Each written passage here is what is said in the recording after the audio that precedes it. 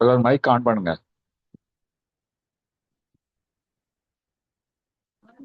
அப்பா உமக்கு ஸ்தோத்திரப்பா, ஸ்தோத்திரம் ஸ்தோத்திரம். நன்றி செலுத்துறப்பா. இந்த அருமையான ஆராதனை வேளையிலே அப்பா உம் சமூகத்தில் எங்களை நீ கூடி வர கிருபை கொடுத்திருக்கிறீர். ஒரு அனாதி திருமணத்தை அழைக்கப்பட்டவர்களா தேவரே, உங்களுடைய சமூகத்தில் பாதத்தண்டிலிருந்து துதிகளோடு பாடல்களும் ஆராய்ச்சி மகிமைப்படுத்த நீ கொடுத்த இந்த மகத்துவமுள்ள கிருபை எங்கள் ஒவ்வொருவரும் ஒரு வீட்டின் மேலே எப்போதும் நிலைத்தக்கத்தக்கதாக நாங்கள் ஒப்பு கொடுக்கிறோம்ப்பா ராஜா. ஏசப்பா, நீர் எங்களுக்கு சிலுவர் மனத்தா கற்றுக் கொடுத்த ஆண்டவரே உமது அன்பு, உடைய தாழ்மை, ஆண்டவர் ஒப்புரவாகுதல், நீ ரத்தத்தினால் உண்டு பண்ண சமாதானம், ஐக்கியம் எல்லாம் உண்டாகத்தக்கதாய் ஒவ்வொரு நாளும் செய்த நன்மைகளை நினைத்து நினைத்து ஆண்டவரை உம்மை துதித்து துதித்து உம்மை மகிமைப்படுத்த எங்களுக்கு கிருபை தாருப்பா. உலகத்தின் வாழ்வில் நாங்கள் கடந்து வர ஒவ்வொரு நிமிஷமும் எவ்வளவு ஆபத்து நிறைந்த ஆண்டவர் பிசாசின் கிரிகளாலும் வஞ்சகத்தினாலும் நாங்கள் அமுக்கப்பட்டு போகாதபடிக்கு உமது இறக்கத்தினால் இம்மட்டுமாய் நாமத்தரிக்கப்பட்ட ஜனங்களாய் நாங்கள் பெற்றுக்கொண்ட ரட்சிப்பின் அந்த மகிமையினாலே ஆண்டவரை நீ கொடுத்த அந்த முத்திரையின் பைசாவின் வழிநிறுத்துக்கு எங்களை ஒரு ஒப்பு கொடுத்து நாங்கள் வாழ்ந்து வந்திருக்கிறோம் ராஜா தகப்பனே. எங்களை தனித்து சுய இஷ்டத்தின்படி எல்லாட்டையும் எங்களா ஞானத்தின்படி அறிவினால் அல்ல ஆண்டவரே. தேவனுடைய ஆவியானவர் எங்களை நடத்துகிறார் என்ற நம்பிக்கையோடு அவர் சகலையும் நடத்துவார், காப்பார், ஆண்டவர் எங்களை நேசிப்பார் என்ற நம்பிக்கையோடு நாங்கள் ஒரு நாளும் வாழ்ந்து வருகிறோம் ராஜா தகப்பனே. இந்த நாளில கூட எங்களை நீ கூடி வர செய்தது இது மகத்துவ கிருபை ராஜா. நாங்கள் உங்க ஒப்பு கொடுத்து வாழத்தக்கதாக, சாட்சியாக, நீர் எதிர்பார்க்க கேட்ட பரிசுத்தராக நாங்கள் வாழத்தக்கதாக இந்த அருமையான வேலைகளுக்கு ஒப்பு கொடுக்கிறப்ப ராஜா இயேசுவே, எங்கள் பாடலில் நீர் ஆண்டவரை மகிமைப்படுகிறீர். ஏனால் எங்கள் யாவரும் நீர் உமக்கா தெரிந்து கொண்ட உமக்கு பிரியமுள்ள ஜனமா இருக்கிறனால உங்களுடைய துதியை சொல்லி வருவார் சொன்ன வார்த்தையின்படி இப்போது நாங்கள் பாட்டினால் உங்களுடைய நாமத்தை மகிமைப்படுத்தி சோர்த்திருத்தினால் உண்மை கனப்படுத்த எங்களுக்கு கிருபை தாருப்பான். ஆண்டவர் செய்தி கொடுக்கும் தாசனை உம கரத்தினால் மன்னித்து கொள்ள மாட்டார். உமது அபிஷேகத்தின் அக்கியும் வல்லமின் வார்த்தைகளாலும் நிரப்பி ஆண்டவர். அப்பா, நீர் பேசப்போம் ஒவ்வொரு வார்த்தைகள் நாங்கள் நன்றாய் கூர்ந்து கவனித்து ஆண்டவர் உலகத்துக்கு நாங்கள் பெருமை சேர்க்கிறவர்கள தேவன நாமத்துக்கு மகிமையை கொடுக்கத்தக்கதாக எங்கள் இதயத்தை பலப்படுத்தும்ப்பா. ஆராதனை முழுவதும் எங்களோடு கூட நீர் பேசும் அப்பா. உடைய பரிசு ரத்தம் எங்கள் ஒவ்வொருவரும் வீட்டின் மேலும் அப்பா சுத்திகரிக்கட்டும்ப்பா. எங்களை பரிசுத்தமாக்கி தேவனுக்கு பரிசுத்தத்தோடு நாங்கள் இருந்தாதான் நாங்கள் தரிசிக்க முடியும் சொன்ன திருவார்த்தை எங்கள் உள்ளத்திலும் இல்லத்திலும் நிறைவேறத்தக்கதாக எங்களை ஒப்புக் கொடுக்கிறோம் அப்பா. உமக்கு துதியும் கனமும் ஞானமும் மகிமையும் சதா காலமும் உண்டாகும்படியாக இயேசுவின் நாமத்தினால் இந்த பாதம் பணிந்து கெஞ்சி ஜெபிக்கிறோம் எங்கள் ஜீவனுள்ள பிதாவே, ஆமேன். அல்லேலூயா. முதலாவது பாடல் ஸ்தோத்திரம் இயேசுநாதா, உமக்கென்றும் தோத்திரம் இயேசுநாதா, தோத்திரம் செய்கிறோம் உம் அடியார் திரு நாமத்தின் ஆதரவில். அல்லேலூயா. தோத்திரம் இயேசுநாதா, உமக்கென்றும் தோத்திரம் இயேசுநாதா, தோத்திரம் இயேசுநாதா, உமக்கென்றும் தோத்திரம் இயேசுநாதா, தோத்திரம் செய்கிறோம் உம்மடியார் திரு நாமத்தின் ஆதரவே. தோத்திரம் செய்கிறோம் உம்மடியார் திரு நாமத்தின் ஆதரவில். இன்றை தினம் அதிலும் ஒருமித்து கூடவும் நாமத்தினார், இன்றை தினம் அதிலும் ஒருமித்து கூடவும் நாமத்தினார், கந்தனின் கிருபைக்காக உமக்கென்றும் தோத்திரம் தோத்திரமே. தந்தனின் கிருபைக்காக உமக்கென்றும் தோத்திரம் தோத்திரமே. நின்னுதிரமதினால் திறந்த நின் புது வழியா, நின்னுதிரமதினால் திறந்த நின் ஜீவ புது வழியாம். இன்னடியார்க்கு பிதாவின் சன்னதி சேரபூமி சந்ததம். நின்னடியார்க்கு பிதாவின் சன்னதி சேரபூமி சந்ததம். இத்தனை மகத்துவமுள்ள பதவியை புழுக்கலாம் எங்களுக்கு, இத்தனை மத்தமுள்ள பதவியை புதுக்கலாம் எங்களுக்கு. இத்தனை மதயவு நின் கிருபை எத்தனை ஆச்சரியம். இத்தனை மதயவு நின் கிருபை எத்தனை ஆச்சரியம்.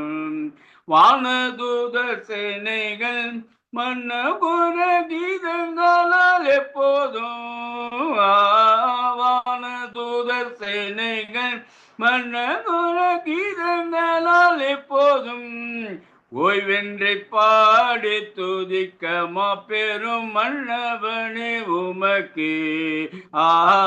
ஓய்வென்றி பாடி துதிக்க மாபெரும் மன்னவனே உமக்கு. நீரெல்லாம் எங்களுக்கு பரலோக யாருண்டு ஜீவனதா. நீரெல்லாம் எங்களுக்கு பரலோக யாருண்டு ஜீவனதா. நீரே அன்று ஏகத்தில் வேறொரு தேற்றமில்லை பரனே. நீரே அன்று ஏகத்தில் வேறொரு தேற்றமில்லை பரனே. சோத்திரம் சுனாதா உமக்கென்று தோத்திரமே சுனாதா. தோத்திரம் சுனாதா உமக்கென்றும் தோத்திரமே சுனாதா. தோத்திரம் செய்கிறோம் உம்மடியார் திரு நாமத்தினாதரவே. தோத்திரம் செய்கிறோம் உம்மடியார் திரு நாமத்தினாதரவில். அல்லேலூயா. அடுத்த பாடல். இயேசு என்ற திரு நாமத்திற்கு எப்போதும் மிக ஸ்தோத்திரம். இயேசு என்ற திருநாமத்திற்கு எப்போதுமே மிக தோத்திரம். இயேசு என்ற திருநாமத்திற்கு எப்போதுமே மிக தோத்திரம். வானிலும் பூவிலும் மேலான நாமம் வல்லமையுள்ள நாமமது. வானிலும் பூவிலும் மேலான நாமம் வல்லமையுள்ள நாமமது. தூயர் சொல்லி துதித்திடும் நாமமது. தூயர் சொல்லி துதித்திடும் நாமமது. இயேசு என்ற திருநாமத்திற்கு எப்போதுமே மிக தோத்திரம். வேதாளம் பாதாளம் யாவையும் ஜெயித்த வீரமுள்ள திருநாமமது. வேதாளம் பாதாளம் யாவையும் ஜெயித்த வீரமுள்ள திருநாமமது. நாமும் வென்றிடுவோம் இந்த நாமத்திலே. நாமும் வென்றிடுவோம் இந்த நாமத்திலே. இயேசு என்ற திருநாமத்திற்கு எப்போதுமே மிக தோத்திரம். பாவத்திலே மாலும் பாவியை மீட்க பாரினில் வந்த மெய் நாமமது. பாவத்திலே மாலும் பாவியை மீட்க பாரினில் வந்த மெய் நாமமது. பரலோகத்தில் சேர்க்கும் நாமமது. பரலோகத்தில் சேர்க்கும் நாமமது. இயேசு என்ற திருநாமத்திற்கு எப்போதுமே மிக தோத்திரம். உத்தம பக்தர்கள் போற்றி துதித்திடும் உன்னத தேவனின் நாமமது. உத்தம பக்தர்கள் போற்றி துதித்திடும் உன்னத தேவனின் நாமமது. உலகெங்கும் ஜொலித்திடும் நாமமது. உலகெங்கும் ஜொலித்திடும் நாமமது. இயேசு என்ற திருநாமத்திற்கு எப்போதுமே மிக தோத்திரம். சஞ்சலம் வருத்தம் சோதனை நேரத்தில் தாங்கி நடத்திடும் நாமமது. சஞ்சலம் வருத்தம் சோதனை நேரத்தில் தாங்கி நடத்திடும் நாமமது. தடை முற்றும் அகற்றிடும் நாமமது. தடை முற்றும் அகற்றிடும் நாமமது. இயேசு என்ற திருநாமத்திற்கு எப்போதும் மேமிக தோத்திரும். அல்லேலூயா.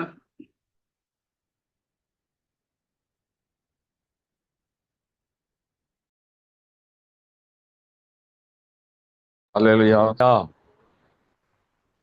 கர்த்தர் இரட்சகருமாகிய இயேசு கிறிஸ்துவின் நாமத்தில் வாழ்த்துகிறேன். கர்த்தர் தாமே உங்களை ஆசீர்வதிப்பாராக. இந்த நாளுக்குரிய கர்த்தருடைய வார்த்தை 1 கொரிந்தியர் 13ஆம் அதிகாரம் 10ஆம் வசனத்தை இருக்கிறத வாசிக்க கேட்போம். 1 கொரிந்தியர் 13ஆம் அதிகாரம் 10ஆம் வசனம். நிறைவானது வரும் பொழுது குறைவானது ஒழிந்து போகிறோம். அப்போ இந்த கொரிந்தியர் 13ஆம் அதிகாரம் முழுவதும் அன்பை குறித்து சொல்லப்பட்டிருக்கு. நம்ம அன்பு என்றால் உலகத்தில் நாம் மனிதர்களுக்கு மனிதர் காட்டுகிற பரஸ்பர அன்பு அல்லது இரக்கத்தினால் செய்கிற நற்கிரியைகள், இவைகளை தான் அன்பு நினைக்கிறோம். அந்த அன்புங்கிற இடத்துல இயேசு கிறிஸ்துக்கு நிறைய பேர் உண்டு. கிருபை, அன்பு, இதெல்லாம் அவருக்கு தான் பொருந்தும். ஏன்னா அவரை போல அன்புள்ளவர் ஒருவருமே இல்லை. தேவன் தம்முடைய ஒரே பேரான குமாரனை விசுவாசிக்கிறவன் கெட்டு போகாமல் நித்திய ஜீவனை அடைமுடிக்கு அவரை தந்தளி உளவாய் உலகத்தில் அன்பு கூர்ந்தார். அப்ப தேவன் அன்புள்ளவர். அவர் ஒரு புதிய பிரமாணத்தை எழுதினார். பழைய பிரமாணம் கட்டளைக்கு உட்பட்டது, கற்பனைகள், கட்டளைகள். ஆனா புதிய பிரமாணம், ராஜரிக பிரமாணம் அன்பு. அன்புக்குள்ள எல்லாம் இருக்கு. அதுல பாவம் கிடையாது, அன்பு ஒரு நாளும் ஒழியாது. அந்த அர்த்தத்துலதான் சொல்றது. அப்ப நிறைவானது வரும் பொழுது குறைவானது ஒழிந்து போகும். அப்ப நிறைவானது என்பது இயேசு கிறிஸ்து. அப்ப இயேசு கிறிஸ்து ஒருவருக்கு வந்தால் அவன் புது சுச்சியாய் மாறுகிறான். அப்ப இயேசு கிறிஸ்து இன்னைக்கு வார்த்தையா இருக்கிறார், ஆவியா இருக்கிறார். அவர் தான் நிறைவுள்ளவர். அவர் பழுதற்ற ஆட்டுக்குட்டி. அவருக்கு ஒரு குறையும் கிடையாது, பூரண வடிப்பம் உள்ளவர். அப்ப அந்த நிறைவுள்ள அன்புள்ள இயேசு கிறிஸ்து நமக்குள் வருவாரானால் நம்முடைய குறைவுகள் என்னாகுமா? நீங்கிப்போம். இன்னைக்கு மனிதனுடைய வாழ்க்கையில குறைவுகள் நிறைய இருக்கு. ஒருத்தனுக்கு பணம் இருக்கும், சுகம் இருக்காது. பணம் இருக்கும், சமாதானம் இருக்காது. பணம் இருக்கும், பசி இருக்காது. சிலருக்கு பசி இருக்கும், ஆகாரம் இருக்காது. இப்போ மனிதனுடைய வாழ்க்கை இப்படி ஒரு முரண்பாடோடு இருக்கிறது. யாரும் நான் நிறைவோடு இருக்கிறேன்னு சொல்லி நீங்க யாராவது பார்த்துருக்கீங்களா? பைத்தியக்காரன் ஒருத்தன் சொல்றோம். ஏன்னா அவனுக்கு தான் சிந்திக்கிறதுக்கு திறனே கிடையாது குழந்தைக்கு. ஆனால் இன்னைக்கு இந்த காலத்து குழந்தைகள்லாம் ரொம்ப விவரம் தெரிஞ்சது. அது எல்லாம் விஷமம் முடிச்சது தான் இருக்கு. அதுகளுக்கு எல்லாமே தெரியுது. அப்போ எல்லாருடைய வாழ்க்கையிலையும் ஒரு குறைவு இருக்கு. குறை என்பது அது குற்றம் கண்டுபிடிக்கிறது. குறைவுகள் ஏதோ நமக்கு குறைவு. வாழ்க்கைக்கு நமக்கு அடிமட்டத்துக்கு சில தேவைகள் இருக்கிறது. உணவு, உடை, இருப்பிடம். அது பேசிக் கம்யூனிட்டிஸ். ஒரு மனிதனுடைய உலக வாழ்க்கைக்கு இது இருந்தால் ஒரு நிறைவுள்ளவன் என்று எழுதப்படுகிறது. ஆனா அதுலேயே நம்ம குறைவு விட்டு கிடக்கணும். இப்போ இயேசு கிறிஸ்து நமக்குள் வந்தால் அந்த அன்பு, கிறிஸ்துவின் அன்பு நமக்கு வந்தால், ஏன்னா கிறிஸ்துவின் அன்பு தான் என்ன செய்ச்சு? நம்மை மீட்டெடுத்தது. கிறிஸ்து தன்னுடைய அன்பினால், அவருடைய கிருபையினால், அவர் சிந்தின ரத்தத்தினால் இன்னைக்கு நம்ம கிரையம் கொடுத்து மீட்டெடுத்திருக்கிறார். அப்போ நிறைவான அந்த அன்பு நமக்குள்ள வந்திருக்கிறது. ஆனா வாழ்க்கையில நாம் குறைவுகளோடு இருக்கிறோம் என்று சொல்லி கொண்டிருக்கிறோம். சோர்ந்து போகாதீங்க. அப்போ கர்த்தர் உங்களை ஏற்கனவே அவர் என்ன செய்திருக்கிறாரா? அழைத்து அறைந்து தெரிந்திருக்கிறார். ஏனென்றால் உங்கள் குறைவுகளை நிறைவாக்க முடியாத தெரிந்தெடுத்திருக்கிறார். எரேமியா தீர்க்கதரிசியின் புஸ்தகம் 31ஆம் அதிகாரம் 3ஆம் வசனத்தை முதலாவது வாசிக்கலாம். எரேமியா 31:3.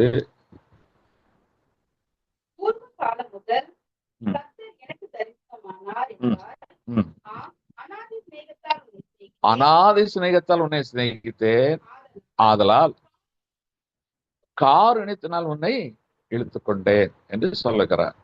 ஆண்டவர் எல்லாத்தையும் படைத்தார், எல்லாரையும் சிருஷ்டித்தார்.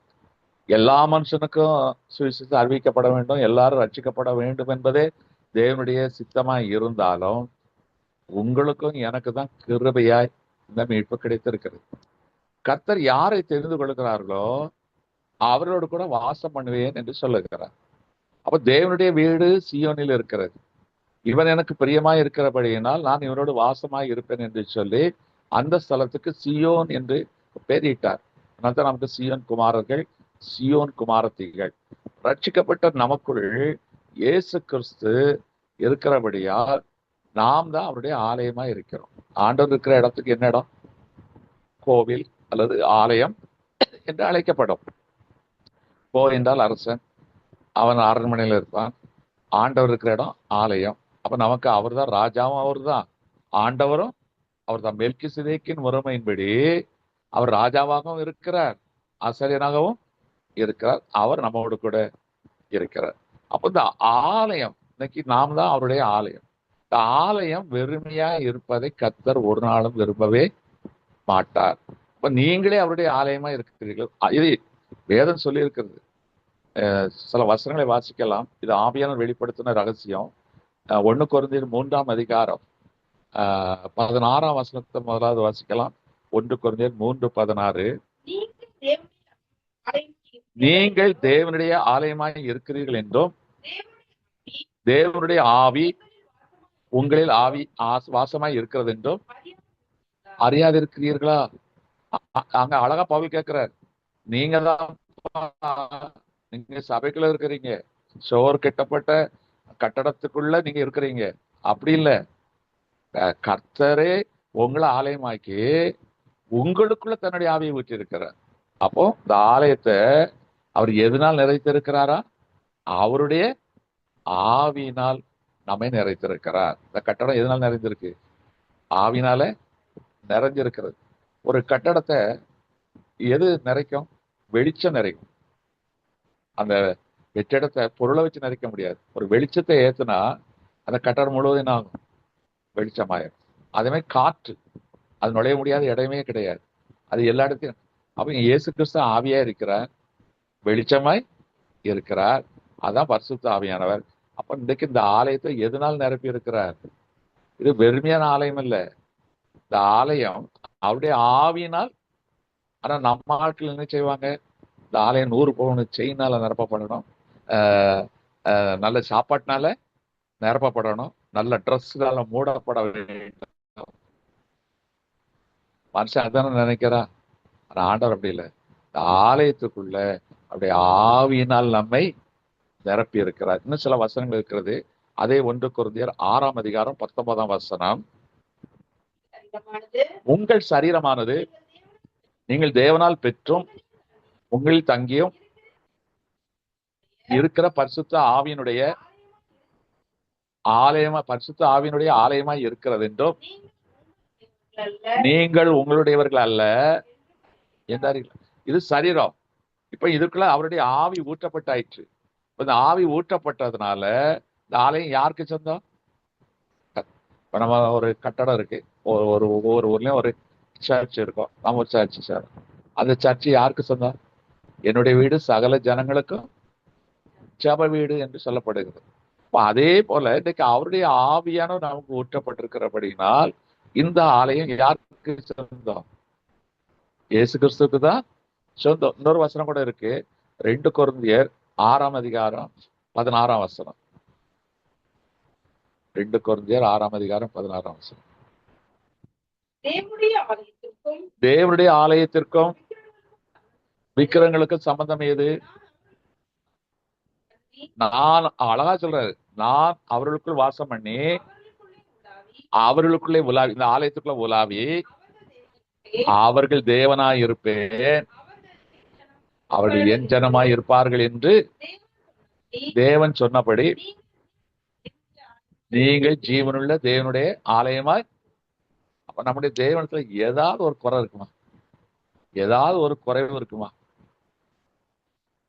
அப்போ அப்படிப்பட்ட நமக்குள்ள இருக்கும்போது, அந்த நிறைவானவர் நமக்குள்ள இருக்கும்போது நம்முடைய வாழ்க்கையில எதுக்கு குறைவு? நம்ம ஏன் அழுகுறோம்? அப்ப நம்ம அவிசுவாசம் இருக்கிறோம். நீங்க நிறைய பேர் இதை புரிஞ்சுக்கிட்டதே இல்லை. கர்த்தருடைய ஆவியை பெற்று நாம் அதை துக்கப்படுத்தி கொண்டோம். ஆண்டவரே எனக்கு அது இல்லை, ஆயினும் எனக்கு சுகமே இல்லை, ஆண்டவரே எனக்கு பணமே இல்லை, எனக்கு அது இல்லை, இது இல்லை. ஒண்ணே ஒண்ணு ஒத்துக்கலாம், அறிவு இல்லைங்கிறத ஒத்துக்கலாம். அதுலதான் நம்ம அழிஞ்சு போகிறோம். அறிவு இல்லை, அழகு இல்லை, அது வேணா ஒத்துக்கலாம். அப்படின்னு சொல்லக்கூடாது. ஏன்னா 10,000 பேர் சிறந்த நம்மோடு கூட இருக்கிறார். அவருடைய ஆவியார் நம்மோடு கூட இருக்கிறார். ஆவியானவர் தான் ஐஸ்வர்ய சம்பன்னர். அப்ப அதையும் சொல்ல முடியாது. அப்ப நிறைவானவர் நமக்குள்ள இருக்கும்போது ஏன் நாமே குறைவா பேசுறோம்? இன்னைக்கு நிறைய பேர் பேசுற காரியம் தங்களை தாங்களே ரொம்ப இகழ்ச்சியா, ரொம்ப குறைவா, ரொம்ப அண்டர் எஸ்டிமேட் பண்ணி ரொம்ப தாழ்த்துறாங்களாம். தாழ்த்து, தரை மட்டும் தாழ்த்து, தரையை தோண்டிட்டு தாழ்த்துறது. தரையை தோண்டினா பணத்தை தான் தரைக்குள்ள புதைக்கணும். இன்னைக்கு மனசு பாருங்க, தாழ்மை இருக்கணும், அதுக்கு ஒரு லெவல் இருக்கு. அப்போ ஆண்டவர் நமக்குள்ள இருக்கிறார், அவர் நிறைவானவர், அவருடைய ஆவியர் நமக்குள்ள இருக்கிறபடினால நாமும் நிறைவுள்ளவர்கள். அப்ப இந்த ஆலயத்தை எப்படி நிறைக்கிறாராம்? அதான் கேள்வி. இது ஃபுல்லா ஆவிக்குரிய ஒரு செய்தி. எடுத்துக்கொள்ளலாம். ஏசாயா மன்னிக்கணும், சங்கீதம் 65:4 முதலாவது வாசிக்கலாம். சங்கீதம் 65:4.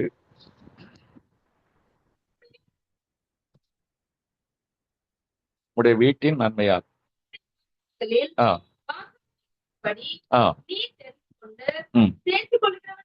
பாக்கியவான். இப்ப நம்ம பாக்கியவான். உம்முடைய பரிசுத்த ஆவியாகிய உம்முடைய வீட்டின் நன்மையால் என்ன அழகா சொல்லிருக்காங்க.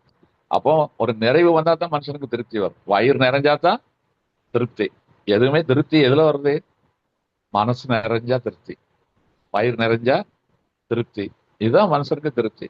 அப்போ கர்த்தருடைய ஆவியார் நமக்குள்ள இருக்கிறாரு, அவர் நிறைவுள்ளவர். அவர் நம்மை நிறைவுள்ளவர்களா மாற்றி நம்முடைய வாழ்க்கை திருப்தி உள்ள வாழ்க்கை. ஏன்னா அதிருப்தி வந்துட்டாலே அவிசுவாசம் வந்துடும். அவிசுவாசம் வந்துட்டா ஜெபிக்க மனசு வராது, வேதத்தை வாசிக்க மனசே வராது. அன்னைக்கு ஒரு குடும்பம் சொல்றாங்க, ரொம்ப சோதனைகளை சந்திச்சிட்டாங்க. சரி, அதுக்கு அளவு கடந்த சோதனை தான். அதுக்காக விசாரிச்சா, நாங்க இப்ப ஜெபிக்கிறதே இல்லை பிரதர், நாங்க இப்ப பைபிளே வாசிக்கிறது இல்லை பிரதர், நாங்க இப்ப சர்ச்சுக்கே போறது இல்லை பிரதர். நான் பேசியிருப்பேன், ஏற்கனவே காயப்பட்டு இருக்கிறாங்க. இல்லைன்னா மற்ற யாராவது பேசினாருன்னா 2ல 1 பண்ணியிருக்கலாம், சாகடிச்சிருப்பேன் வார்த்தையை சொல்லி. ஆனா எனக்கு மனசு கேட்கல. சரி ஆண்டவரே, அவங்க யார்கிட்ட போவாங்க? ராணிக்கு மேல சோதனை சந்திச்சுட்டாங்க. ஆனாலும் இது தொடரக்கூடாது. அவங்க குறைவுனால கசந்து போய் பேசுறாங்க, திருப்தியற்ற வார்த்தையை கொடுக்குறாங்க. இப்பவும் அவங்கள நினைத்தரணும் ஆண்டவரே, அவளை நிரப்பியறணும் தான் நினைச்சவங்க. ஏன்னா கர்த்தருடைய ஆவியான நமக்குள்ள இறங்கிட்டா இந்த உலகத்தை குறித்து பசியோ ட்ரெஸ்ஸோ அல்லது ஆபரணமோ எதை குறிச்சு நமக்கு கவலையே இருக்காது. யாரு நமக்கு மதிச்சாலும் சரி, மதிக்காம போனாலும் சரி, அதை பற்றி நமக்கு அக்கறையே வராது. நம்முடைய நினைவுகள்லாம் வேற மாதிரி மாறிடும். அதனால ஆவிக்குரிய வாழ்க்கையில நம்ம நிறைய டெஸ்ட் பண்ண வேண்டிய இருக்கு. நம்ம இன்னும் ஆவிக்குரிய வாழ்க்கையை வாழ்கிறோம்னு சொல்லிட்டு இன்னும் உலக பிரகாரமான ஆசீர்வாதங்களுக்காகவே கர்த்தரை தேடுகிறோம். அது தவறு. சரி, இப்போ இந்த ஆலயத்தை எப்படி நிறைப்பாராம்? இதெல்லாம் தீர்க்கதரிசனம் சொன்ன வார்த்தைகள். ஏசாயா தீர்க்கதரிசியின் புஸ்தகம் 6ஆம் அதிகாரம் 1ஆம் வசனத்தை வாசிக்கலாம். ஏசாயா 6ஆம் அதிகாரம் 1ஆம் வசனம். உசியா ராஜா மரணம் அடைந்த வருஷத்துல ஆண்டவர் உயரமும் உன்னதமான சிங்காசனத்துல வீற்றிருக்க கண்டே, அவருடைய வஸ்திரத்தின் தொங்கலால் தேவாலயம் நிறைந்தது. உசியா ஒரு நல்ல ராஜா. அவன் மோசமானவன் கிடையாது. இதுக்கு பிறகு வந்த ராஜாக்களில அவன் ஒரு நல்ல ராஜா. அவன் ஜனங்கள் அவன் காலத்துல சமாதானமா இருந்தாங்க, ஆசீர்வாதமா இருந்தாங்க. அவன் இறந்து போயிட்டான். இறந்த உடனே ஒரு பெரிய வெற்றிடம் உண்டாகத்தானே செய்யுது. இப்போ நம்ம குடும்பத்திலேயே ஒரு பிரெட் வின்னர் இருக்கிறாங்க, உடனே இறந்து போயிடுறாங்க, அல்லனா முடங்கி போயிடுறாங்க, செயலிழந்து போயிடுறாங்க, நஷ்டப்பட்டு போயிடுறாங்க ஒரு குடும்பத்தின் தலைவர். அப்போ என்ன ஆகுது? நமக்கு எல்லாமே ஒரு முடக்கம் ஏற்படுது. அந்த நேரத்தில் நமக்கு ஒரு கசப்பு வரத்தான் செய்கிறது. ஆனா இங்க ஆண்டவர் உணர்த்துக்கிறாரு. ஏசாயா தீர்க்கதரிசி, டேய் உசியா நல்ல ராஜா தான்டா, அவன் போயிட்டான். ஆனா உன்னை என்னைக்கும் அரசாடுவது நான் அப்படிங்கிறார். உன்னை நான் ஆளுகள் செய்வது நான். நீ ஏன் கவலைப்படுற? உன் மேல என் வஸ்திரத்தின் தொங்கல் இருக்கிறது என்று சொல்லுகிறார். அல்லேலூயா. ஆலயத்தை வஸ்திரத்தின் தொங்கல் மூடி இருக்கிறதா? அப்போ நாம தான் அந்த ஆலயம். நம்ம மேல அப்படியே வஸ்திரம் தொங்குகிறதா. ஆதாம் ஏவாளை படைச்சாரு. அவங்களுக்கு எந்த ட்ரெஸ்ஸும் கொடுக்கல, நிர்வாணிகளாக இருந்தாரு. ஆனா நிர்வாணி என்று யாருக்கும் தெரியாது. அவர்களே ஒரு வஸ்திரம் மூடி இருந்தது. மகிமையின் வஸ்திரம். மகிமை என்றால் வெளிச்சம். அதான் தாவீது சொல்லுகிறான், சங்கீதம் 104:2 வாசிக்கலாம்.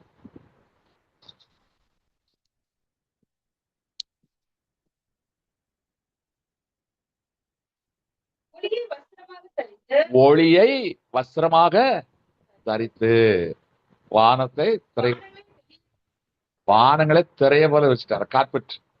அப்போ ஒளிய வஸ்திரமாக, தேவன் ஒளியா தானே இருக்கிற, எந்த மனுஷனும் பிரகாசிப்பிக்கிற ஒளி, இந்த ஒளி. அப்போ தேவன் ஒளியாய் இருக்கிறார் என்று நாம் அறிந்திருக்கிறோம். இயேசு கிறிஸ்து அவர்தான் கர்த்தர் என்பதற்கு அவர் ஒரு இடத்துல நிரூபிப்பார். அந்த சீஷர்கள் 3 பேரை அழைச்சிட்டு போய் அந்த மறுரூப மலையில தன்னை காண்பிப்பார். அப்ப எப்படி காண்பித்தார் தெரியுமா? எடுத்துக்கொள்ளலாம். மத்தேயு 17:2. 17:2.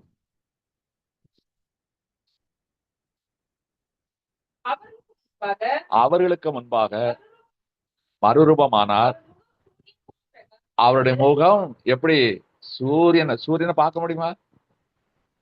ஒரு வெளிச்சம் தான் தெரியும், அது சூரியனை பார்க்க முடியாது. பார்த்த கண் கோச்சிடும், அவ்வளவு பெரிய வெளிச்சம்.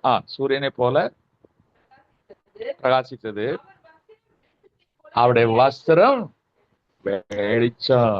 அவருடைய வஸ்திரம் வெளிச்சமாய் இருந்தது. அவர் இயேசு கிறிஸ்து தானே காட்டுறாரு. அப்பா, நீங்க மாம்சத்துல வந்து என்ன கார்பெண்டர் மகனா பாக்குறீங்க, நான் அப்படி கிடையாது. நான் தான் பிதாவுடைய வார்த்தை. இந்த வார்த்தை வெளிச்சம், ஒளி. நான் தான் அவருடைய சத்தமும், நான் தான் அவருடைய வெளிச்சம். இப்ப நான் மாம்சத்துல வந்திருக்கிறேன், அதை நான் உங்களுக்கு உறுதிப்படுத்துறேன்னு சொல்லி வெளிப்படுத்தி காட்டினேன். அப்போ இயேசு கிறிஸ்து மேல இருக்கிற அந்த வஸ்திரம் சிலுவையில உரியப்பட்டது. நீங்க அந்த ரட்சிப்பின் வஸ்திரம் நம்ம மேல போடப்பட்டிருக்கு. ஆனா இப்போ இவருக்கு மேல வெளிச்சம் இருந்தது 17ஆம் அதிகாரத்துல தான் சொல்லப்பட்டிருக்கிறது. ஆனா மத்தேயு 14ஆம் அதிகாரத்துல 36ஆம் வசனத்தை வாசிக்கலாம். மத்தேயு 14:36.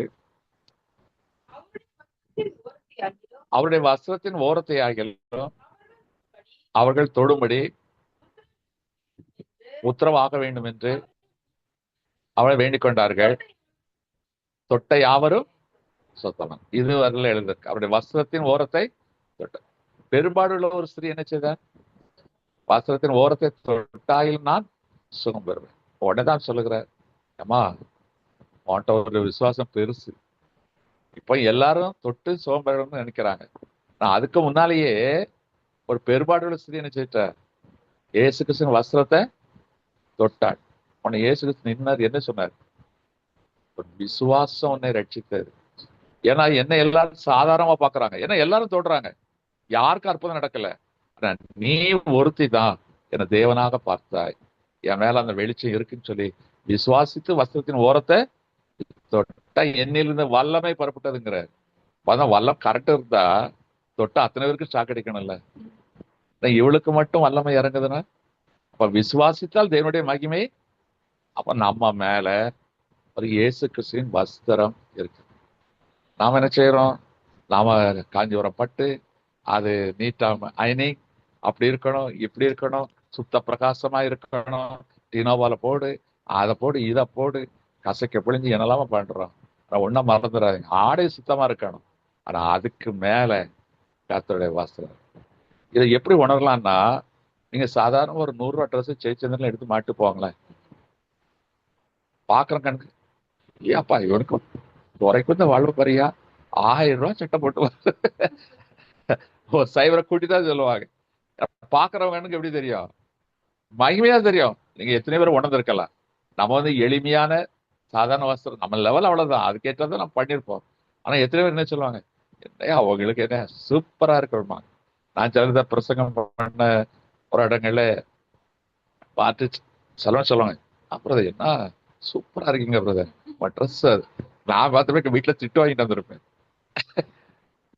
வீட்டுல அப்பதான் திட்டி தான் அனுப்பியிருப்பேன்.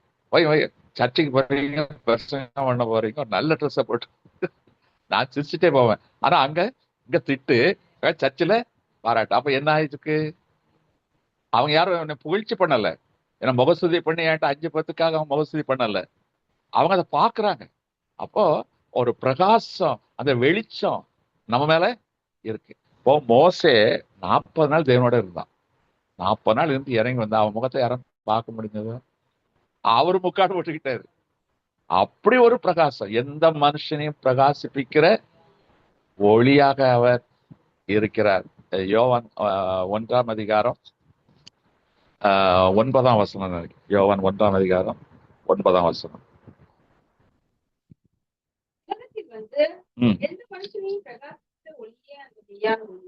உலகத்தில் எந்த மனுஷனையும் பிரகாசிப்பிக்கிற ஒளியே அந்த மெய்யான ஒளி. அல்லேலூயா. அப்போ எந்த மனுஷனையும், நாம பாவ இருள இருந்தோம், பாவத்தின் தோலுடைய தரித்து இருந்தோம். இப்ப என்ன செய்யறாரு? அந்த தோலுடைய கிழிச்சு அவருடைய வஸ்திரத்தை, அந்த வெளிச்சத்தை இன்னைக்கு நம்ம மேல போட்டிருக்கிறார். அப்போ இது எதை குறிக்கிறது என்றால், அவருடைய வஸ்திரத்தின் தொங்கலால் தேவாலயம் நிறைந்திருக்கிறது என்றால், வசனம் நம்மை சூழ்ந்து கொள்ளும் போது அதுதான் வெளிச்சம். தாவீது சொல்லுகிற உடைய வசனம் என் கால்களுக்கு தீபம், பாதைக்கு டார்ச் லைட்டுங்கிறார். வேதமே வெளிச்சம், கட்டளைங்கிறாரு. இன்னொரு இடத்துல வேதமே வெளிச்சம் என்று சொல்லுகிறார். அப்போ அந்த இயேசு கிறிஸ்துவுக்கான வார்த்தைகள் நமக்குள் இருக்குமானால் அது நமக்கு ஒரு வஸ்திரமாய் மாறுகிறது. ஒரு ஸ்திரீ அந்த வஸ்திரத்தை தொட்டு சுகம் பெற்றது போல நம்மை எந்த வியாதியின் கூறும் நெருங்கவே நெருங்க.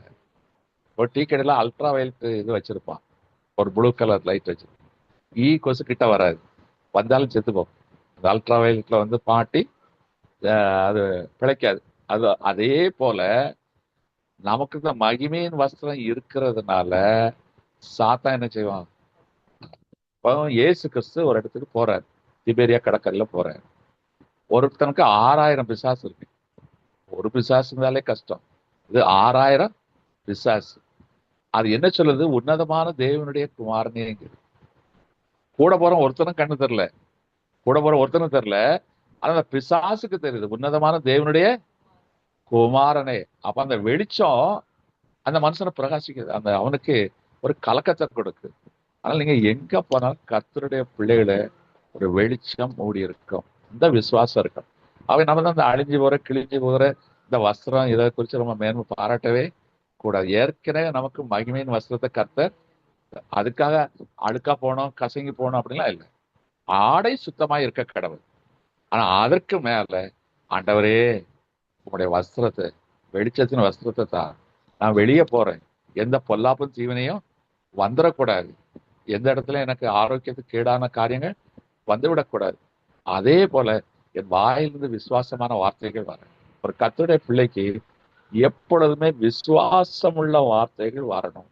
அவிசுவாசமான வார்த்தைகள் பேசவே கூடாது. அதனால ஆண்டு சொல்ல, தேவதூஷணமான ஒன்றும் தூஷணமான வார்த்தைகள் ஒன்றும் ஒரு வாயிலிருந்து புறப்படணும். நாம நினைப்போம் ஆபாசமான வார்த்தைகள் தான் தூஷணமான வார்த்தைகள் என்கிறோம்.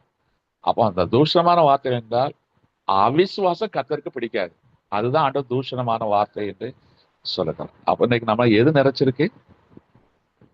தேவனுடைய வசனம், வெளிச்சம், இந்த வசனம். இந்த வசனம் இருக்கும்போது விசுவாசம் வந்துடும். விசுவாசித்தால் தேவனுடைய மகிமையை காணும். இங்க போனாலும் சரி, கர்த்தாவே உங்களுடைய கோட்டை மாட்டிட்டு நான் போறேன் ஆண்டவரே, அது வெயிலுக்கும் நிழலுக்கும் எல்லாத்துக்கும் உகந்ததா இருக்கு, ஆரோக்கியத்தின் வஸ்திரம். சரி, இன்னொரு காரியம் 2 நாளாகமம் 7 அதிகாரம் 1 ஆலயத்தை நிரப்புற ஒரு காரியத்தை குறித்து சொல்லுகிறார்.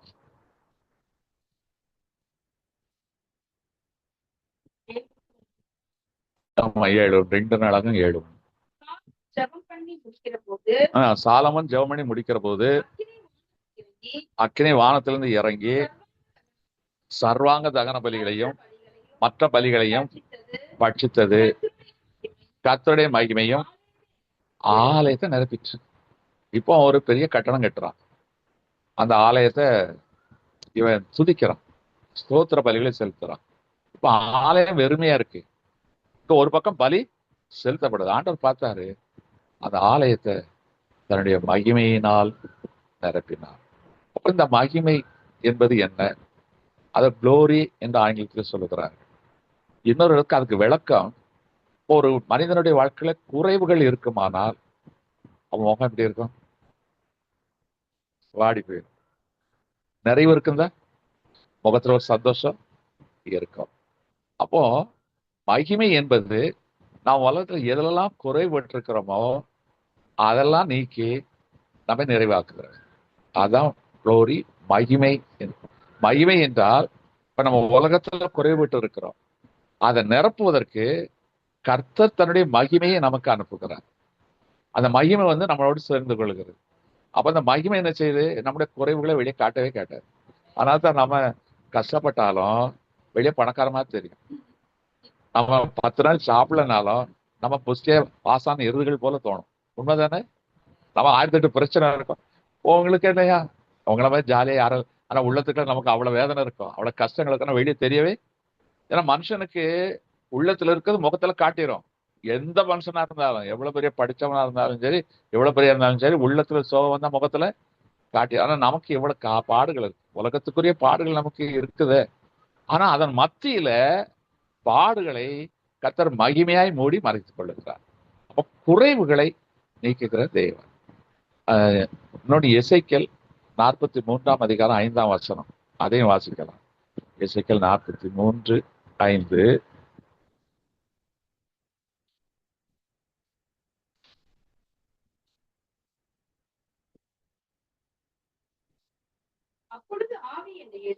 அப்பொழுது ஆவி என்னை எடுத்து ஆலயத்தின் உட்பிரகாரத்தில் கொண்டு போய் விட்டது. இதோ கர்த்தருடைய மகிமை ஆலயத்தை நிரப்பிற்று. இங்க பாக்குறோம், சாலமோன் காலத்திலயும் ஆலயத்தை மகிமை நிரப்பிற்று, இங்கேயும் கர்த்தருடைய மகிமை ஆலயத்தை நிரப்பிற்று. அப்போ இந்த யார அந்த மகிமை நிரப்பும் என்றால் அதுக்கு ஆண்டவரே பதில் சொல்லுகிறார். ஏசாயா 49:3. ஏசாயா 49:3. அவர் என்னை நோக்கி, நீ என் தாசன் இஸ்ரவேலே, நான் உன்னில் மகிமைப்படுவேன் என்றார். இப்போ ஒரு மனுஷனுக்கு குறைவுகள் இருந்தா இழிவு தானே, மகிமை கிடைக்காது, ஆனர் கிடைக்காது. ஆனா ஆண்டவர் சொல்லுகிறார், உனக்கு உலகத்துல குறைவுகள் இருந்தாலும் நீ போற இடத்துல உனக்கு மேன்மை இருக்கும். அது எதனால? கர்த்தருடைய மகிமை நம்மள இருக்கிறார். அதே நேரத்துல நம்முடைய செயல்கள், நம்முடைய காரியங்கள் நிமித்தமாக கர்த்தருடைய நாமம் மகிமைப்படும், கர்த்தருடைய நாமம் போற்றப்படும். ஒன்று, கர்த்தர் நம்மோடு கூட இருக்கிறதுனால அவருக்கு என்ன, ஐயா ஆண்டவர் கூட இருக்கிறாரு, அதெல்லாம் கர்த்தர் பார்த்துக் கொள்வாரு, அவங்கெல்லாம் ஒண்ணுமே அதெல்லாம் குறைய வராது, அவங்களாம் எப்படினாலும் சமாளிச்சுருவாங்க, அவங்களுக்கா அப்படின்னு சொல்லி நம்ம சொல்றாங்க பார்த்தீங்களா? அப்போ அது மகிமை, ஏன்னா கர்த்தர் நம்மோடு இருக்கிறதுனால. இன்னொன்று, நம் நிமித்தமாக கர்த்தர் நாம மகிமைப்படுவான். அது ஒரு ஆச்சரியம். நம்ம பார்த்து புறஜாதிகள் செய்வாங்க, இவர்களை ஆராதிக்கிற தேவன் சர்வ வல்லமை உள்ள தேவன். சாத்ராக் மேஷாக் ஆபேத்நேகோவுக்கு பாடுகள் வந்தது, ஆனா ராஜா என்ன செய்யறான்? இவ்விதமா ரட்சிக்கத்தக்க தேவன் வேறு ஒருவருமே இல்லைன்னு சொல்லி கர்த்தரை மகிமைப்படுத்துகிறான். சிங்கக்கவில போட்டாச்சு, ஆனா ராஜா என்ன சொல்லுகிறான்? இவ்வளவா ரட்சித்த தேவனுக்கு மகிமை, அவரை தான் எல்லாம் தொழுது கொள்ள வேண்டும் என்று சொல்லுகிறான். அப்போ நம் நிமித்தமாகவும் கர்த்தருக்கு என்ன செய்யறோம்? இன்னைக்கு சில சாட்சி சொல்லுவாங்க. சாட்சிகள் எப்படி சொல்றாங்க?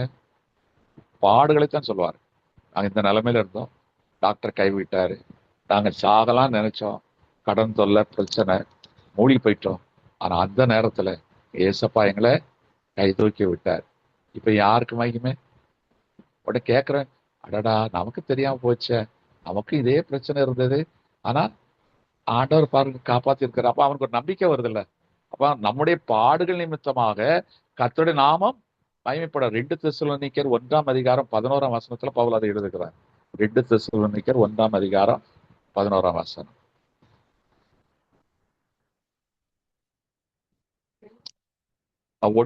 2 தெசலோனிக்கர் 1ஆம் அதிகாரம் 11ஆம் வசனம்.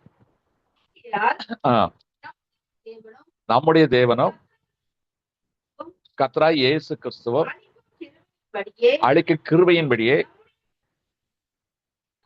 நம்முடைய கர்த்தராய் இயேசு கிறிஸ்துடைய நாமம் உங்களிடத்திலும் நீங்கள் அவரிடத்திலும் மகிமைப்படும் பொருட்டாக.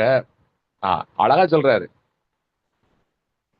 என்னால உனக்கு மகிமை, உன்னால எனக்கு மகிமை. எப்படி ஒரு அழகான ஒரு, உன்னால நான் மகிமைப்படுவேன், என்னால நீ நான் உன்னை விட்டே கொடுக்க மாட்டேன்ப்பா, எந்த சூழ்நிலையும் விட்டு கொடுக்க மாட்டேன். அற்புதம் செய்யறது செய்யல ரெண்டாவது. அற்புதம் செய்த உடனே நிறைஞ்சிருமா?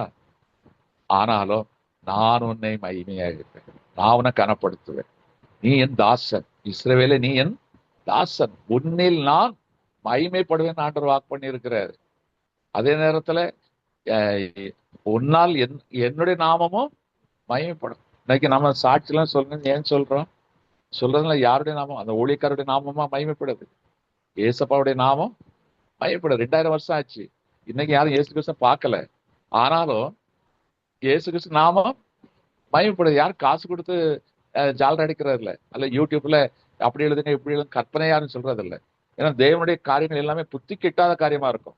உலகத்தை அறிவு பெருத்த நினைப்பான், என்னது கேன்சர் 4th ஸ்டேஜா, இவர் எப்படி பிழைச்சாரு, இவர் எப்படி, அது உலகத்தின் அறிவு உள்ளவங்க சொல்லுவான்.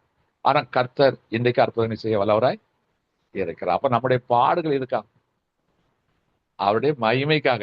அதனால பாடுகளை குறித்து கவலையே படக்கூடாது. பாடுகளினால் நம்மை உபத்திரவத்துக்குள் உட்படுத்தவே மாட்டார், அதையும் நமக்கு மகிமையாகவே மாற்றுவார். சரி, இப்போ பிலிப்பியர் 4ஆம் அதிகாரம் 19ஆம் வசனத்தை வாசிக்கலாம். பிலிப்பியர் 4:19.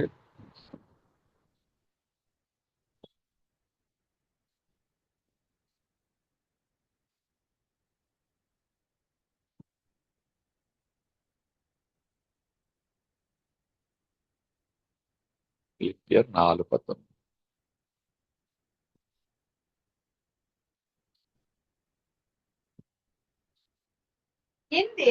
என் தேவன் தம்முடைய ஐஸ்வர்யத்தின்படி உங்கள் குறைவுகளை எல்லாம் கிறிஸ்து இயேசுவுக்குள் மகிமையிலே நிறைவா. மகிமையில்னா அவருடைய ராஜ்யத்திலிருந்து அப்படியே எடுத்துக்கொள்ளக்கூடாது, இங்கே நிறைவாக்குவார். அவருடைய மகிமையினால் அவருடைய இல்லாதவைகளை இருக்கிறவர்களை போல அழைக்கிற தேவன். அப்ப மகிமையினால், இப்ப இயேசு கிறிஸ்துக்கு என்ன ராஜ்யம் இருந்ததா? அவருக்கு படை வீரர்கள் இருந்தாங்களா? சொத்து இருந்தா சுமந்த மாற்று வஸ்திரம் கூட இல்லை, வீடு இல்லை, மனுஷகுமார்க்க தலை சாய்க்க இடம் இல்லை அப்படின்னு சொன்னவர் தான். ஆனா இன்றைக்கு வரைக்கும் அவர் மகிமையா இருக்கிறாரு, இன்றைக்கு வரைக்கும் அவர் மகிமைப்படுத்தப்படுகிறாரு. காரணம் என்ன? அவர் ஏற்றுக்கொண்ட பாடுகள். எனக்கு அருமையான தேவஜனமே, கொஞ்சம் அழகாய் சொல்லப்பட்டிருக்கிறது, நம்முடைய குறைவுகளை அவர் நிறைவாக்குகிறார். ஐஸ்வர்ய சத், இது ஒரு உதாரணத்தை தான் சொல்லுகிறார். இன்னைக்கு உலகத்துல நமக்கு ஐஸ்வர்யம் தேவைதான், பொருளாதாரம் நமக்கு தேவைதான். இப்போ ஃபீஸ் கட்டணும், கடன் வாங்காத இருப்பேன் தான் ஆண்டவர் சொல்லுகிறார். கடன் கொடுக்கிறவர்களை தான் உன்னை நான் வைப்பேன் என்று சொல்லுகிறார். ஆனால் சூழ்நிலை வேறு விதமாக இருக்கு. ஆனால் கர்த்தர் செய்கிறார், அதை நான் மகிமையாய் மாற்றுவேன் என்று சொல்லுகிறார். அல்லேலூயா. அப்ப நமக்கு குறைவுகள் வர்றது நல்லதுதான், ஏன்னா கர்த்தர் அதை நிறைவாய் மாற்றுவார். சரி, பலன் குறையலாம், பணம் குறையலாம், சமாதானம் குறையலாம், நிறைய காரியங்கள் நாம் குறைபட்டவர்களா இருக்கலாம். ஆனா கர்த்தர் தன் மகிமையினால் அதை நிறைவுள்ளதாய் மாற்றுகிறார். அதான் அதுல உள்ள அர்த்தம். ஆகாய தீர்க்கதரிசியின் புஸ்தகம் 2ஆம் அதிகாரம் 7-9 வசனங்கள். ஆகாய தீர்க்கதரிசியின் புஸ்தகம் 2ஆம் அதிகாரம் 7-9 வசனம்.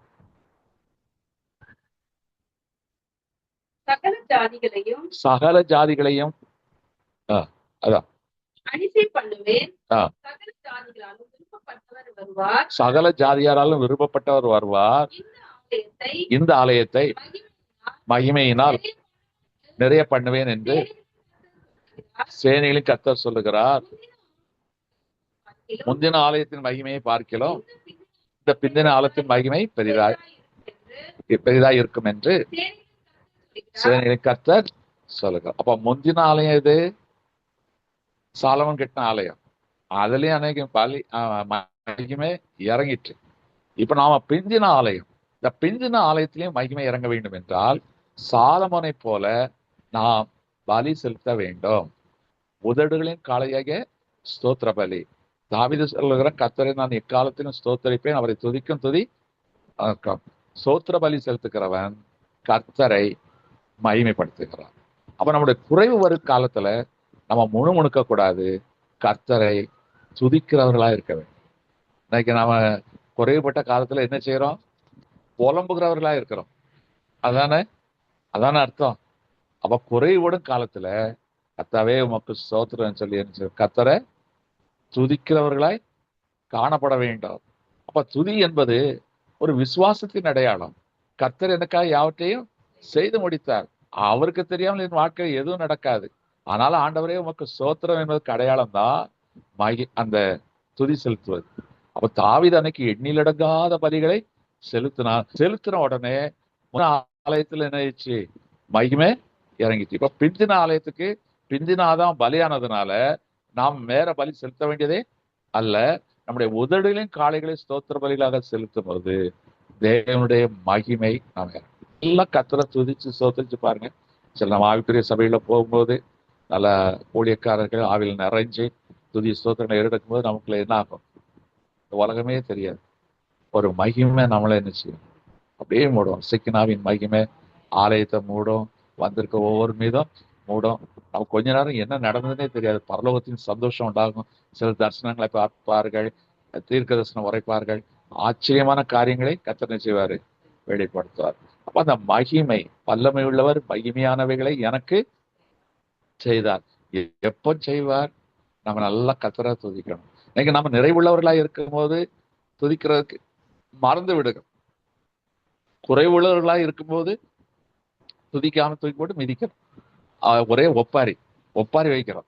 ஆனா நமக்கு ஒப்பாரிக்கு இடமே கிடையாது. கர்த்தரை எக்காலத்திலும் ஸ்தோத்தரிப்பேன், அவரை துதிக்கும் துதி என் நாவில் இருக்கும். அதனால குறைவுகளை குறித்து சோர்ந்து பாருங்க. குறைவுகளை நிறைவாக்குகிற தேவன் நம்மோடு இருக்கிறார். அவர் மகிமையின் தேவன். அதுதான் பவுல் மரியாள் சொன்னாங்க, அவளுக்கு ஒரு அவமானம். ஒரு கன்னி ஸ்திரீ கர்ப்பவதி ஆனா கல்லெறிந்து கொல்லப்பட வேண்டும். அப்படிப்பட்ட சூழ்நிலையிலும் வல்லமை உள்ளவர் மகிமையானவைகளை எனக்கு செய்தார் என்று சொன்ன மாத்திரத்துல கர்த்தர் எவ்வளவு பெரிய ஆச்சரியமான காரியங்களை செய்தார். அவை நம்முடைய குறைவுகளை நிறைவாக்குகிற தேவன். பாடுகள் மத்தியில கர்த்தரை பாட வேண்டும். குறைவுகள் மத்தியில கர்த்தரை நல்லா துதிக்க வேண்டும். இது நம்ம பிராக்டிக்கலா செய்ய தவறி விடுகிறோம். அதனால தான் கர்த்தர் தான் செய்ய நினைத்து நமக்கு செய்ய முடியாமலே போய்விடுகிறது. நான் ஒரு சம்பவம் சொல்லியிருப்பேன்னு நினைக்கிறேன். ஒரு அருமையான பாட்டி, அவளுக்கு கணவர் மறித்து விட்டார். அந்த விறகு வெட்டி அதை விற்று அதில் வர்ற வருமானத்தை வச்சு வாழ்க்கை நடத்துவார்கள். அவர் இறந்து விட்டார். அந்த பாட்டி ரொம்ப கஷ்டப்பட்ட ஒரு வாழ்க்கை. யாரோ ஊர்க்காரங்க உதவி செய்வாங்க, ஏதோ ஊரில் யாருக்கா பரிசவம் அந்த மாதிரினா போய் பார்த்து கிடைக்கிற காசை வாங்கிட்டு அப்படியே வாழ்க்கை நடத்துகிறவங்க. ஊருக்கு வெளிப்புறமாக தான் அவங்க என்ன செய்வாங்க வாழ்க்கை. அவங்களுக்கு எல்லாமே குறைபட்டது. ஆனால் ரொம்ப மானஸ்தர். யார்கிட்டயுமே இறந்தெல்லாம் கேட்கவே மாட்டாங்க. யார் எனக்கு அதை செய்ய இதை செய்ய நான் இவ்வளோ கஷ்டப்படுறேன் அப்படின்னு சொல்லவும் மாட்டாங்க. அந்த குடிசையில் தனிமையில் இருந்தால் கூட கர்த்தரை நல்லா துதிச்சு பாடுவாங்க. அப்போ ஒரு கூரை வீடு தான். அது கூரை வீட்டில் உட்காந்து ராத்திரியெல்லாம் நல்லா கர்த்தரை துதிச்சு பாடிட்டே இருக்கும். ஒரு குடிகாரன் நிச்சயமா அங்கே போய் குடிச்சிட்டு அந்த வழியாக போவானோ. அப்பா இந்த கிளவி பாரு, எப்பா பாரு ஜாலியா இருக்காடு. ஜாலியா இருக்கா. நம்ம விட குடிக்கிறோம், கவலையை மறக்கிறது தான் குடிக்கிறோம். ஆனா அந்த கிழவிக்கு கிழவனும் இல்லை, ஒன்றும் இல்லை. இவ என்ன சந்தோஷமா பாட்டு பாடுறதுன்னு பார்த்துக்கிட்டே போவானோ. அப்போ அதில் கொஞ்ச நேரம் நின்றுட்டு அப்படி போவாங்க. ஒரு நாள் இந்த அம்மாவுக்கு மசால் தோசை சாப்பிடணும்னு ஆசை இந்த பாட்டிக்கு. அப்புறம் இது யார்கிட்ட போய் கேட்க வைக்கிறதுக்காக உமக்கு ஸ்தோத்திரம், எனக்கு ஆசைப்பா, நீங்க தான் எனக்கு தரணும். ஒரு எலியாவுக்கு காகத்தை கொடுத்து போஷிச்சிங்களே, என்ன போஷிக்க நீர் வல்லவரா இருக்கிறது. ஒரு சாரிபாத் வசனம் தான் பாருங்க. சாரிபாத் உதவ வீட்டுல பஞ்ச காலத்துல கொஞ்சமாவும் ஆச்சு, எனக்கு கொஞ்சம் கூட மாவு இல்லை, ஆனாலும் எனக்கு மசால் தோசை தந்ததுக்காக ஸ்தோத்திரம். நல்லா பாடி துவச்சிக்கிட்டு இருந்திருக்கு. பார்த்துட்டே பாருங்க, அந்த பாட்டி வயசான காலத்துல தோசை சாப்பிட்டு சாடுன்னு நினைக்கிறது போல இருக்கு, சித்திரம் போல இருக்கு அப்படின்னு சொல்லிட்டு அடுத்த நாள் வந்திருக்கேன். அடுத்த நாளும் இது இந்த மாதிரி, ஆண்டவரே ஆமா எனக்கு இன்னும் தோசை கிடைக்கல, ஆனால் தோசை தந்ததுக்காக உமக்கு சோத்திரம், நீர் தான் எனக்கு தந்திடணும், கூரையை பிச்சுட்டு கொடுக்கணும் அப்படின்னு கொடுக்குற தெய்வம் கூரையை பிச்சுட்டு கொடுக்கணும் அப்படின்னு சொல்லி நல்ல சோத்திரம் பண்ணி துதிச்சுட்டு நம்ம படுத்தாலும் தோசை வரல. இவன் இந்த குடிக்கிற மாதிரி கேள்வி எப்போ வந்து தோசை கேட்குது. அதான் ஆண்டவ தான் கொடுக்கணுங்குது. நம்ம குடிகார நம்மகிட்ட வாங்கதான் தெரில, அதை கொடுக்கறதையும் கூரை பிச்சுட்டு கொடுக்குன்னு சொல்லிட்டு ரொம்ப மசால் தோசை வாங்கிட்டு நேர பக்கத்துல மரத்துல ஏறி அந்த குடிசை மேலோடி கீழே குதிச்சுட்டான்.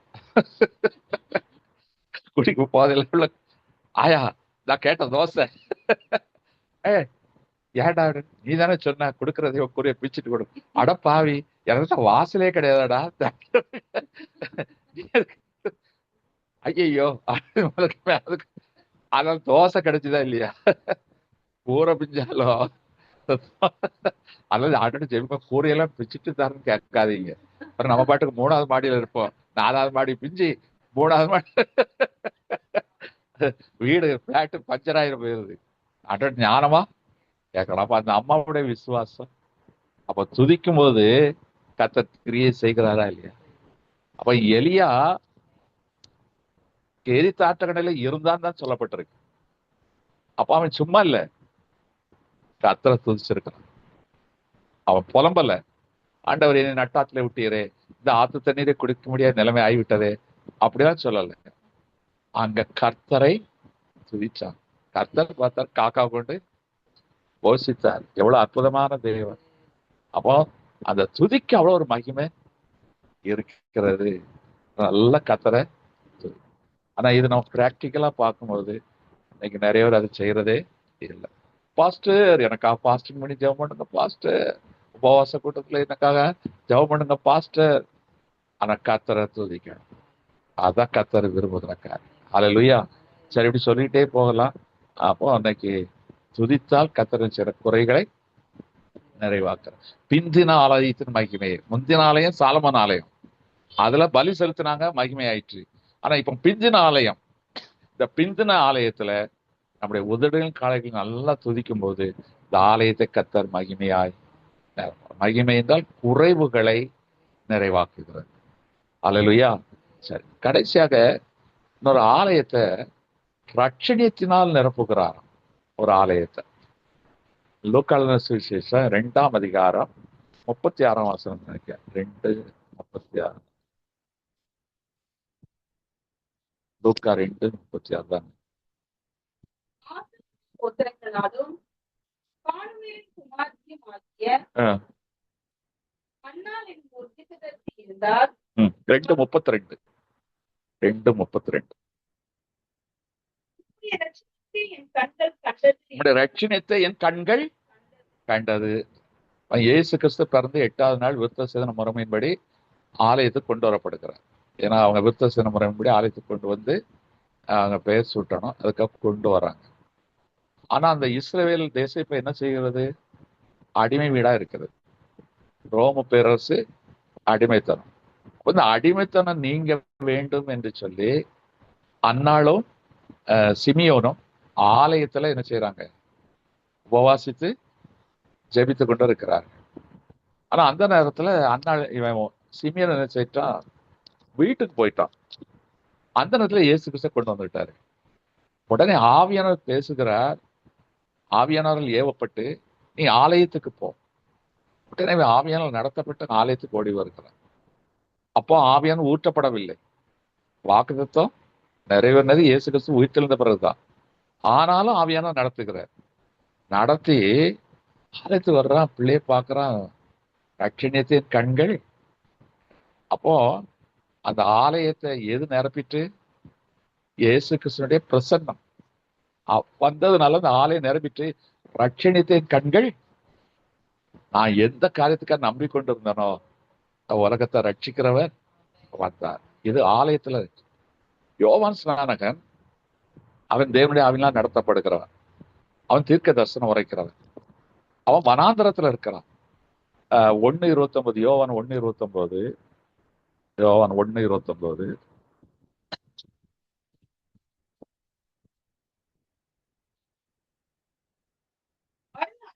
மறுநாளிலே யோவான் இயேசுவை தன்னிடத்தில் வர கண்டு, இதோ உலகத்தின் பாவத்தை சுமந்து தீர்க்கிற இவன் வனாந்தரத்தில் அறிக்கை செய்கிறான். அப்போ அங்க ஆலயத்துல ரட்சணியம், இங்க வனாந்தரத்துல ரட்சணத்தை பார்க்கலாம். இவனும் தேவனுடைய ஆவியினால் நிரப்பப்பட்டவன்.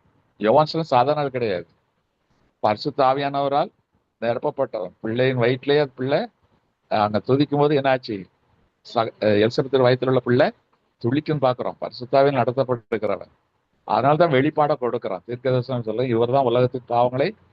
அப்போ இந்த ரட்சணியை யாரு? இயேசு கிறிஸ்து. இயேசு கிறிஸ்து நம்மை ரட்சிக்கிறவர், பாவத்திலிருந்து சாபத்திலிருந்து ரட்சிக்கிறவர், சேற்றிலிருந்து நம்மை தூக்கி எடுக்கிறவர், பாவ அழுக்கை கழுவி நம்மை அவருடைய ரத்தத்தினால் சுத்திவது பரிசுத்தத்தை குறிக்கும். அப்ப இந்த ஆலயம் பரிசுத்தமா இருக்கணும். இந்த ரட்சணியம் நமக்குள்ள இருக்கணும். அதே போல நம்மில் இருக்கிற பரிசுத்தம் இன்னொருவனை பரிசுத்தமாக்கணும். இப்ப நம்ம இடத்துல நெருப்பு இருந்தா இன்னொன்னை பற்றி கொள்ளும். அப்ப நமக்குள்ள அந்த ரட்சிப்பு இருக்குமானால் இன்னொருவரை அந்த ரட்சிப்பு என்ன செய்யும்? அதனால தான் ஆண்டவர் சொல்லுகிறார், நீங்கள் பரிசுத்தவனுடைய ஐக்கியத்தை விட்டு விலகாதீர்கள். இப்போ பரிசுத்தத்துக்கும் அசுத்தத்துக்கும் சம்பந்தம் ஏது? ஏன்? இப்ப நாம் பரிசுத்தம் உள்ளவர்கள் உலகத்தாரோட ஒரு மணி நேரம் இருப்போமானால் அந்த சாக்கடை நாத்தம் நம்ம மேல இருக்கு. இப்ப நம்ம நல்லா ஒயிட் ட்ரெஸ் நீட்டா டிப்டாப்பா குளிச்சுட்டு ஒரு 1.5 மணி நேரம் மார்ச்சரியில் போய் உட்கார்ந்தா என்ன ஆகும்? அந்த பெண நாத்தம் நம்ம மேல வரும். நம்ம மேல தப்பு இல்லை, ஆனா அந்த நாத்தம் நம்ம மேல ஒட்டிக்கொள்ளும். அதனால்தான் உலகத்துக்கு ஒத்த வேஷம் சரியாதுங்க. பரிசுத்தவனுடைய ஐக்கியத்தை விட்டு விலகாதீர்கள். இப்ப எப்பொழுதும் பரிசுத்தவனோடு இருக்க முடியுமா? சபை கூடுதல் என்னைக்கோ ஒரு நாள், சபை கூடுதலை விட்டு விடாதீர்கள். எல்லா நாளும் இருக்காது, எல்லா நேரத்தையும் பரிசுத்தவனோடு இருக்க முடியாது. ஆனா ஆவியான நம்மோடு கூட இருப்பார். இந்த ஆவியான நம்மோடு கூட இருப்பாரானால் ஜனங்களும் ரட்சணியத்தை காண முடியும், நம்முடைய கண்களும் ரட்சணியத்தை காணும். அப்ப இது என்ன அர்த்தம்?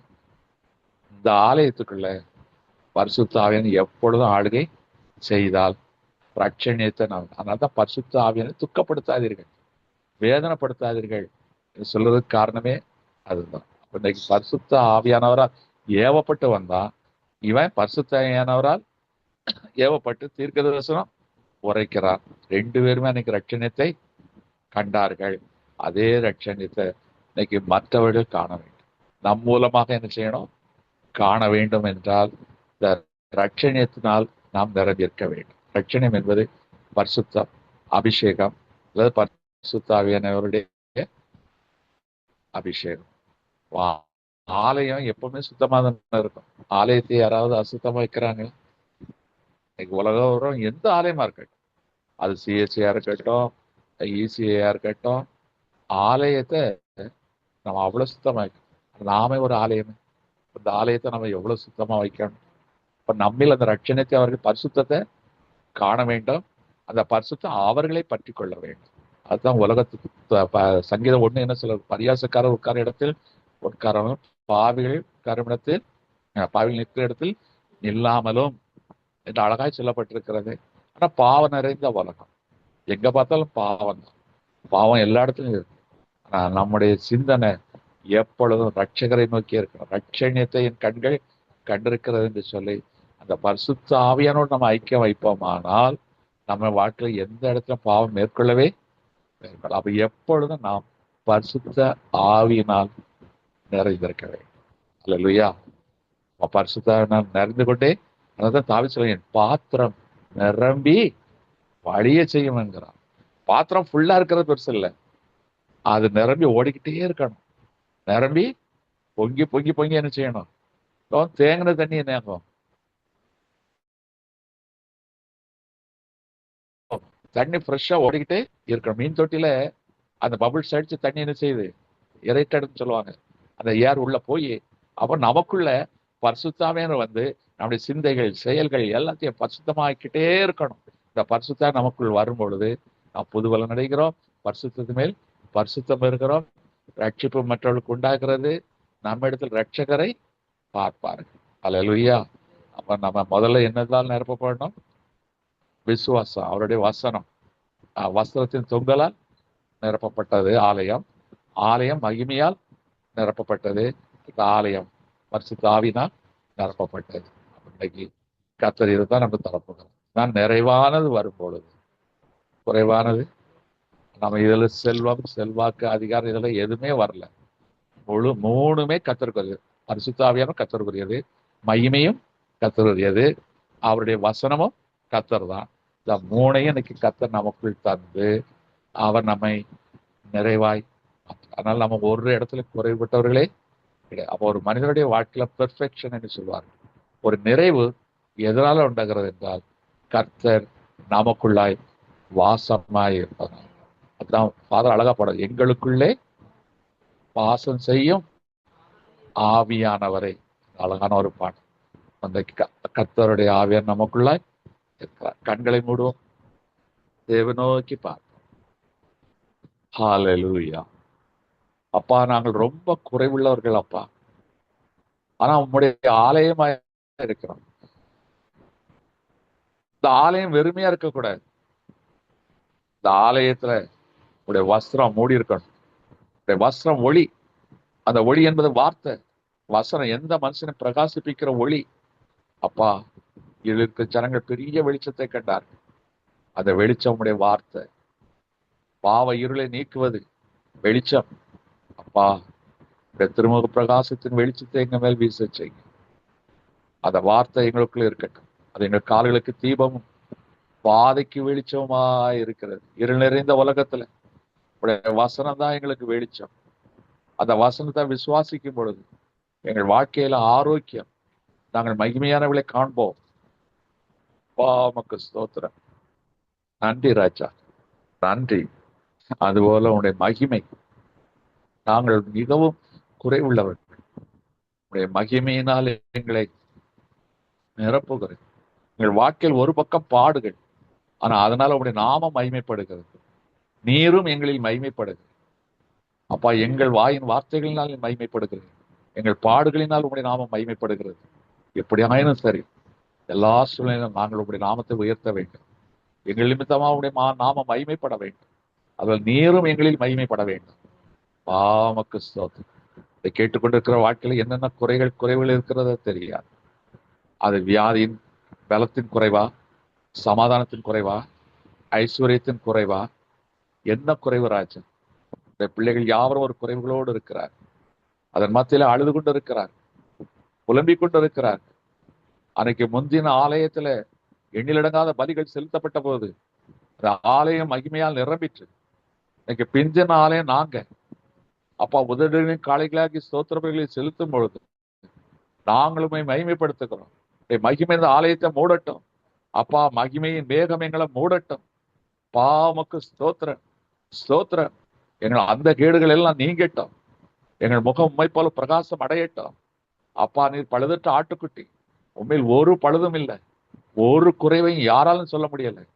அப்பா, நீர் சம்பூர்ணம் உள்ளவர், பரிபூர்ணமானவர். இதுபோல எங்களையும் மாற்றும்.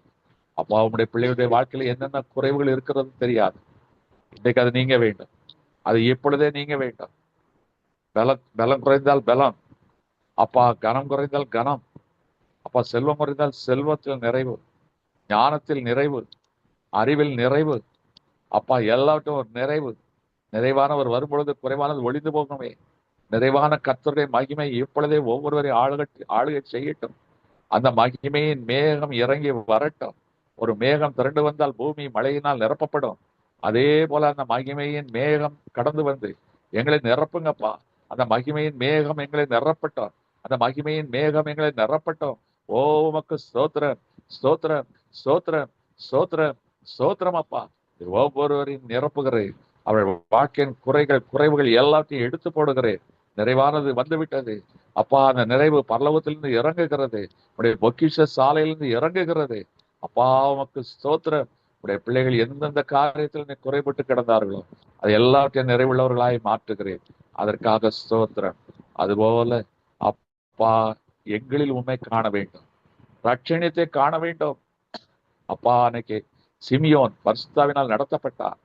யோவான் ஸ்நானன் பரிசுத்தாவினால் நிரப்பப்பட்டு இருந்தான். ஆகவேதான் அவர்கள் ரட்சணத்தை கண்டார்கள், ரட்சகரை அறிமுகப்படுத்தினார்கள். அதே பரிசுத்த ஆவியானவர், வாக்குத்தத்தம் பண்ணப்பட்டவர், எங்களை ஆளுகை செய்யும்படியா ஜெபிக்கிறோம். இப்பொழுது எங்களை நிரப்புங்க. இப்பொழுது கர்த்தருடைய ஆவியானவர் எங்களை நிரப்பும்படியா வேண்டிக் கொள்ளுகிறோம். கர்த்தருடைய ஆவியானவர் எங்கேயோ அங்கே விடுதலை உண்டு. எவர்கள் தேவனுடைய ஆவியினால் நடத்தப்படுகிறார்களோ அவர்கள் தேவனுடைய பிள்ளைகளாய் இருக்கிறார்கள். கர்த்தருடைய ஆவியானவர் பலமாய் இறங்கி உன்னுடைய பிள்ளைகளை நிரப்பும்படியா ஜெபிக்கிறோம்.